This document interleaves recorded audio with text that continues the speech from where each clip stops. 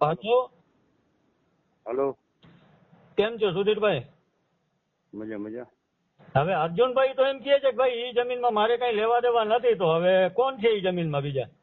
ચેતનભાઈ જ છે ભાઈ, બીજો કોઈ નથી એમાં. હે એનો ભાઈ છે અર્જુનભાઈ. આનો હે કેનો? અર્જુનભાઈ નો નાનો ભાઈ છે ને. શું નામ એનું? શું નામ? રામદેવભાઈ. રામદેવભાઈ મોટવાડિયા.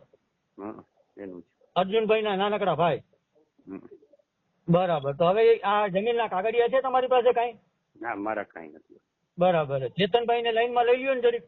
ના, મને આવડે નહીં ભાઈ, મારે કઈ કામ નથી. ચેતનભાઈ ચેતનભાઈ તમારે કઈ કામ નથી? ના રે ના, માહી છે. તો અત્યાર સુધી તો તમે ઈ ચેતનભાઈ નું આ બધું વેચતા હતા તમે, તો હવે મૂકી દીધું? એક પ્લોટ વેચ્યો તમારી બે છોકરીને સમૂહ, એક પ્લોટ એનો વેચ્યો. એક પ્લોટ. તો અત્યારે ઈ કોણ વેચે છે? વેચાણ કોણ કરે છે? એ આયર છે બધા. રામદેવ. કોણ કોણ? એ અંદર આયર છે ભાઈ, ત્યાં જઈને જોયા હોય ને તમે, મને કઈ ખબર નથી.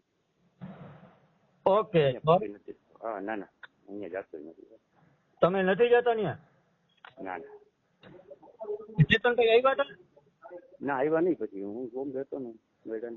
હા, આવ્યો તો ખબર નથી. બરોબર. તમે કહેતા હતા કે આવવાના છે?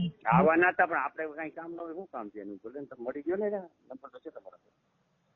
બરોબર. એ તો હું તો મળી લઈ ચેતનભાઈ ને, હા.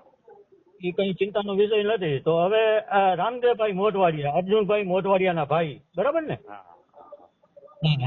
થેન્ક યુ, આભાર.